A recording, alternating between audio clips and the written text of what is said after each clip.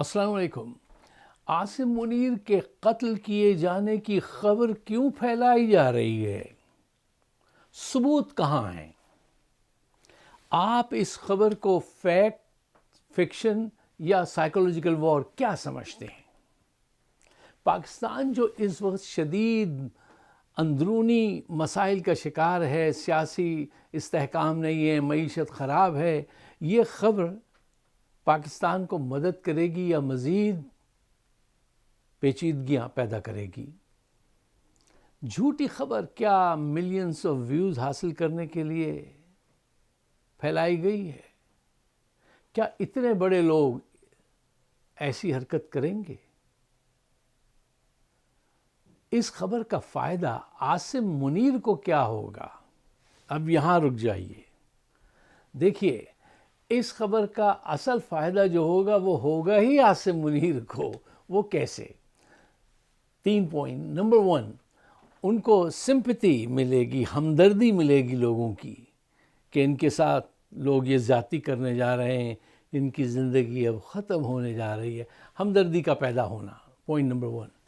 Point number 2، یہ بات پھیلائی جائے گی یا دنیا یہ سمجھے گی کہ یہ واقعتاً ایک سچے فیلڈ مارشل ہیں اور یہ اتنی اسٹرانگ شخصیت ہیں کہ اسرائیل بھی ان سے ڈرتا ہے اور ان کے قتل کی کوشش کی گئی ہے، یہ اتنے بڑے سورما ہیں۔ یہ بات سمجھی جائے گی اور سمجھائی جائے گی۔ اور تیسری بات یہ کہ میڈیا ان کو کوریج دے گا اور ان کی غلطیوں کو، جو یہ مسٹیکس کر رہے ہیں مسلسل، وہ پیچھے رہ جائیں گی اور ان کی سیفٹی پہ بات شروع ہو جائے گی۔ یہ سارے حقائق ہیں، آپ مانیں یا نہ مانیں۔ اچھا، اب ذرا گہرائی میں اتر کے جائزہ لیجئے کہ حقیقت کیا ہے۔ یہ خبر جو ہے، سب سے دیکھیے کس صحافی نے پھیلائی، کس انسٹیٹیوشن کی طرف سے سامنے آئی، اس صحافی کا کیا کردار ہے اور اس ادارے کی ریپوٹیشن کیا ہے۔ اچھا، یہ جو ادارہ ہے ساؤتھ ایشیا انڈیکس، یہ کوئی ریپیٹیبل نیوز ایجنسی نہیں ہے جیسے آپ کے ریٹرز ہیں یا بی بی سی ہے یا دوسرے ادارے ہیں۔ یہ ایسے نہیں ہیں، یہ بس ذرا چلتا ہوا کام بھی کرتے ہیں۔ اچھا، جو لوگ اس کو معتبر بتا رہے ہیں اس ایجنسی کو، وہ میری نگاہ میں معتبر لوگ نہیں ہیں، ان پہ یقین مت کیجیے گا۔ اچھا، پہلے صاحب جنہوں نے یہ افواہ پھیلائی، وہ ان کا نام ہے ماریو نوافل۔ وہ بہت بڑی فالوئنگ رکھتے ہیں، لیکن ان کی ایکسپرٹیز جو ہیں وہ کرپٹو کرنسی میں ہیں، سیاست میں نہیں۔ اچھا صاحب، یہ جو ان میں 2 شخصیات جو ہیں وہ سامنے آ رہی ہیں، وہ کون ہیں ذرا ان کو بھی جان لیجئے۔ دیکھیے، یہ ماریو نوافل جو ہیں، یہ تو ایک منی سینٹرڈ آدمی ہیں۔ یہ کرپٹو کرنسی جو ہے اس میں ڈیل کرتے ہیں اور اس کو پھیلاتے ہیں اور مال بناتے ہیں۔ تو ایسے لوگ جو منی سینٹرڈ ہوتے ہیں تو ان کا کوئی اعتبار نہیں، کب کس کے حق میں وہ اپنی زبان، اپنا چینل استعمال کر لیں، تو ان کو تو سیریس نہیں لینا چاہیے۔ یہ غالباً لبنانی نژاد آسٹریلوی ہیں اور ان پہ زیادہ ان پہ بلیو نہیں کیا جا سکتا۔ اچھا، دوسرے صاحب جو ہیں پیپے اسکوبر، وہ ذرا پڑھے لکھے آدمی ہیں، سنجیدہ آدمی ہیں اور انویسٹیگیٹو جرنلسٹ ہیں، اور وہ ایسی خبریں نکالتے ہیں، تلاشتے ہیں، اور ان کی بات کو ذرا غور سے سننا چاہیے۔ لیکن وہ بھی آئی ایم ڈوبیس اباؤٹ ہم ایز ویل، لیکن ذرا تھوڑا سا ٹائم اس پہ لگانا چاہیے کہ یہ کیا کہہ رہے ہیں اور کیوں کہہ رہے ہیں۔ وقت اور حالات کے مطابق یہ چیز کس کے حق میں اور کہاں جائے گی، اس کا جائزہ ہمیں لینا چاہیے۔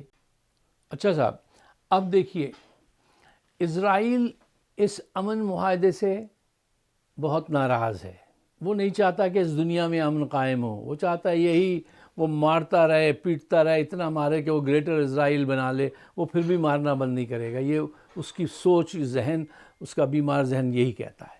اچھا، بھارت پاکستان کی جو آج پوزیشن ہے انٹرنیشنل لیول پہ، یہ میڈیشن کی وجہ سے اس کی حسد میں دن اور رات جلتا ہے، دیے جلتے ہیں تو ان کی صورتحال وہ ہو گئی ہے کہ دیے جلتے ہیں، پھول کھلتے ہیں، وہ بس جلے جاتے ہیں، مرے جاتے ہیں دن اور رات، کہ یہ پرنتو یہ کیا گجب ہو گیا، یہ کہاں پہنچ گیا جس کو ہم کہتے تھے کہ ہم نے اس کو آئسولیٹ کر دیا ہے۔ آج دنیا کی ہر بڑی قوت کے ساتھ وہ مل کر کام کر رہا ہے، چائنا بھی، روس بھی، امریکہ بھی، سب کے ساتھ وہ کام کر رہا ہے، سعودی عربیہ بھی، سب کے ساتھ۔ تو ہندوستان کو اس سے بہت تکلیف ہے، بہت زیادہ تکلیف ہے۔ جو میں سنتا ہوں ان کے لوگوں کو، ان میں ایک صاحب ہے پروین صاحب، وہ پروین باجی بڑے میٹھے انداز سے چھری چلاتی ہیں۔ وہ فرما رہی تھیں، یہ ایک صاحب ہیں، میں شرارتاً ان کو کہہ رہا ہوں کیونکہ ان کا ذرا تھوڑا بڑا فیمنن ٹائپ کا وہ ہے آواز اور اسٹائل، تو وہ فرما رہے تھے کہ ہم نے پاکستان کو سمجھا نہیں، پاکستان کسی بھی ملک کو، کسی بھی مسلم ملک کو ہارنے نہیں دے گا امریکہ کے ہاتھوں۔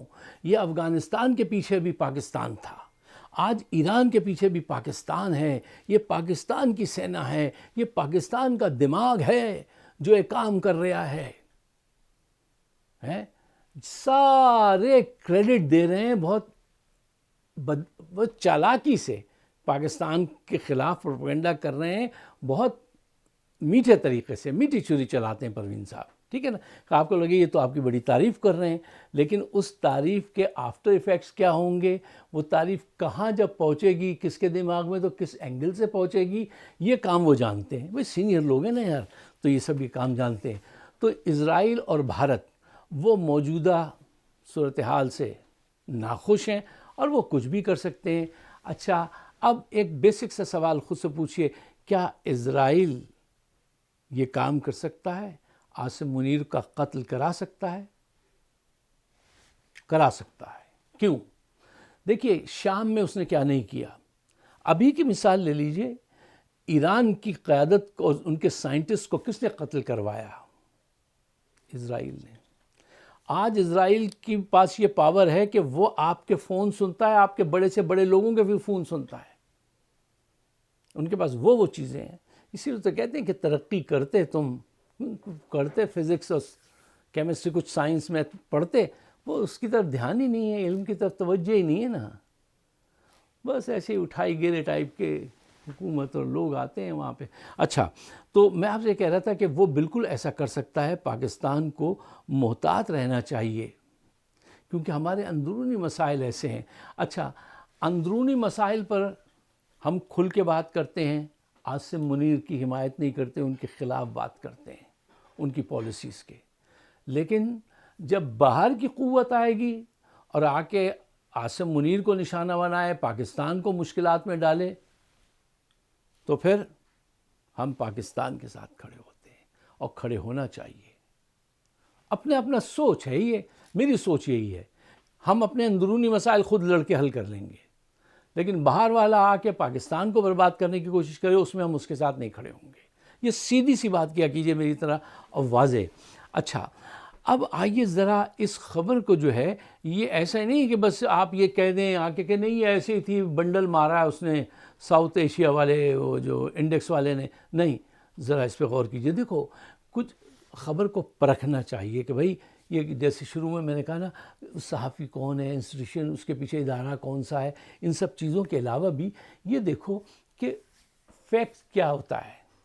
فیکٹ جو ثابت ہو چکا ہو نا، جو چیز، وہ فیکٹ کہلائے گی۔ انالیسس کیا ہے؟